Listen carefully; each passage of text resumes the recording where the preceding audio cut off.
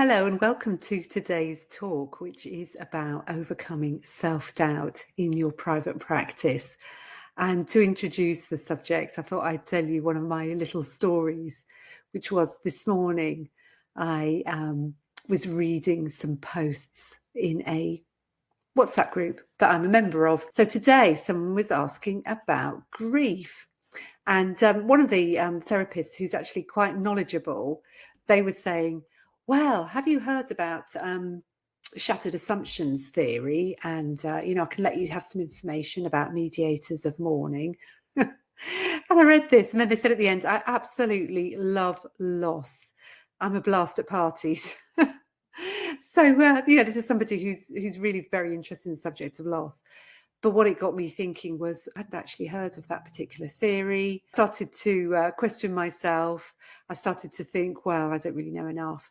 And I think when you start having those sorts of questions, inevitably the place it takes you is you begin to doubt yourself. You feel inadequate because you start comparing yourself with others. And that's a real sign that you're somebody who might be suffering with self-doubt. But I think as well, it can show up in other ways too. For example, it might be quite difficult for you to set your fees, or if you set your fees, it can be really, really difficult to set them higher. Another way in which self-doubt can show up is that you avoid your marketing, or you find it really difficult to market yourself and put yourself out there in the world. And I see it show up in people's reluctance to state what their niche is and to talk about how they help people, because they don't really think they do help people. They sort of doubt it. And even though people keep coming back week after week after week, they still really doubt themselves, and they think that they can't really claim that that's their niche. They don't want to put it out in their marketing. It just feels very awkward. So you can really feel that you can't work with people, or if you get an inquiry about working with you in a particular niche, you might think, oh, I can't do that. I'm not good enough. You've probably heard my story before, how I turned someone away, almost turned someone away, who was interested in working with me in a bereavement capacity, because I thought I don't know enough about bereavement. And then I remembered I'd been on a week's course about bereavement. So that's the way self-doubt actually shows up. You just don't think you're good enough. You question your knowledge. You don't feel confident enough to share that you work in a particular area. You might think you have to refer people on. You don't think you're worth the money. So those are all things that can come up if you're feeling lacking in confidence and you have self-doubt. So what I wanted to talk about tonight is the fact that so many of us actually feel like this. I'm sharing how I feel about it. And people are always surprised because they think, oh, you're super confident. You come on, you do these live feeds. How can you say that you doubt yourself? It's the whole reason why I do this job, actually, is because I know how many of you doubt yourselves as well. And I do love a quote from Amy Cuddy, who says, when there's about 70% of people who feel imposter syndrome, either we're all imposters or we've got to reassess our self-evaluation. I'm paraphrasing, but I think it's a really good point, because so many of us do feel like we're not good enough. So what does that tell us? Is it the fact that we're not good enough, or is it that most of us have self-doubt? And I think it's that most of us have self-doubt. One of the things that I did a while back was I used to teach Good Enough Counsel as a course for online events, and I would put people into breakout rooms and get them to share how they felt, and they'd come out of the breakout rooms and say, oh, it's so reassuring to know that other people feel the same way as me. Because when we feel like this, when we have got self-doubt, we think it's actually very specific to us.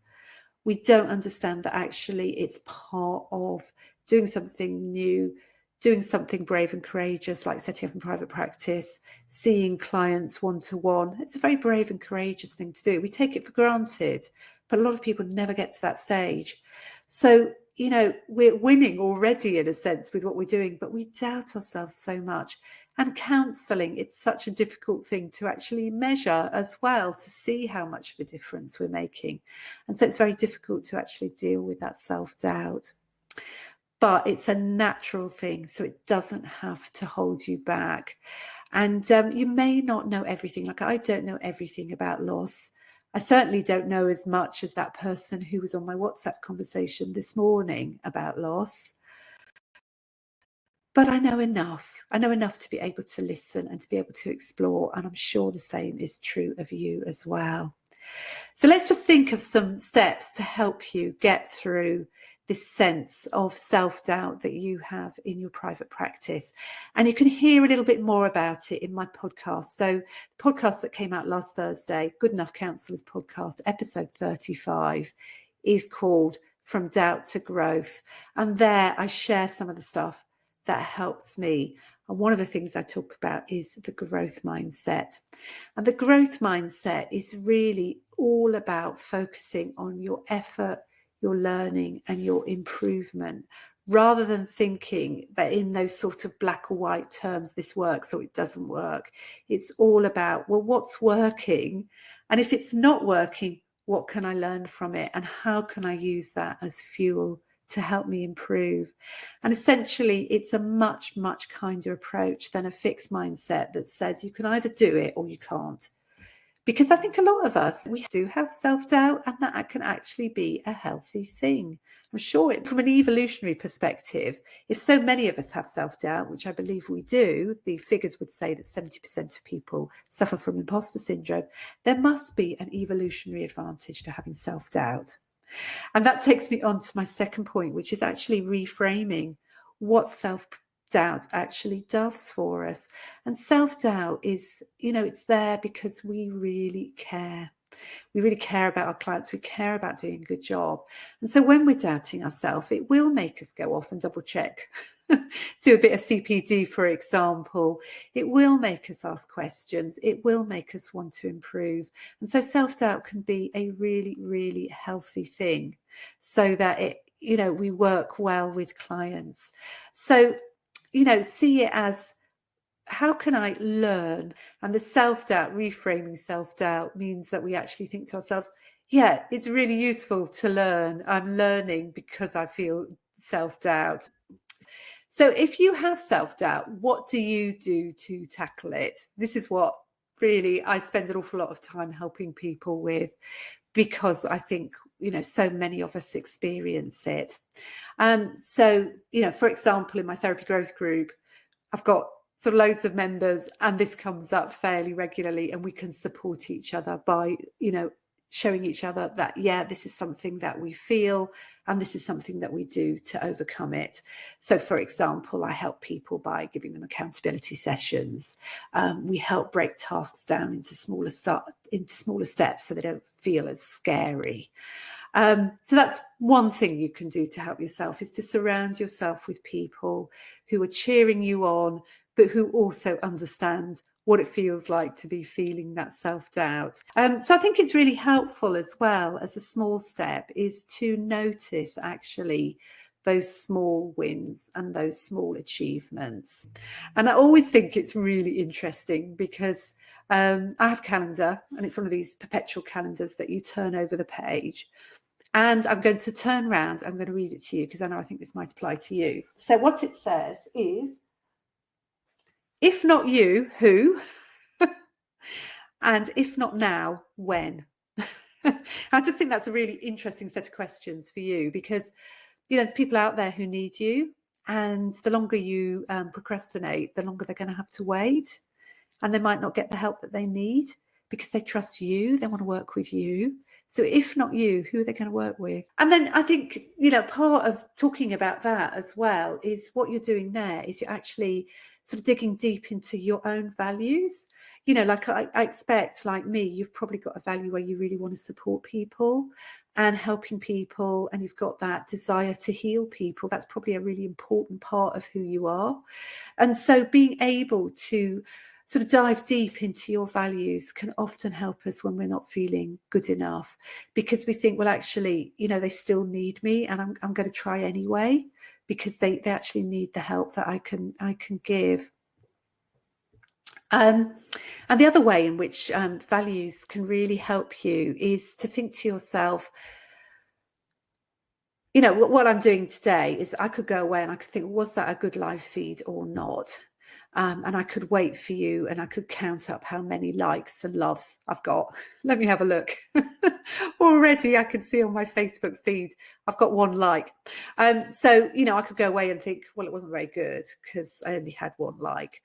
Or I could go away and think, you know, did I turn up? Did I help people by talking about what I know? Was I able to share something of myself?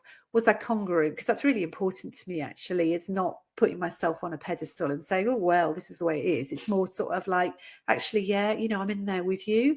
And I know I've done that today. So I've fulfilled my values, and that helps me to feel, yeah, I'm doing okay and I am good enough. And yeah, obviously, when people give you feedback, if they say this is helpful, that is really useful as well. But I think it's really important to keep coming back to taking the small steps, because in a sense, you know, how do you build up more confidence? The only way you can do it is by actually taking steps forward, by actually taking action, because otherwise you're never going to disprove this idea that you're not good enough. You're never going to disprove the idea that you're not good enough to set up in private practice. You're never going to disprove the idea that you're not good enough to do your marketing. You're never going to disprove the idea that you're not good enough to have a niche.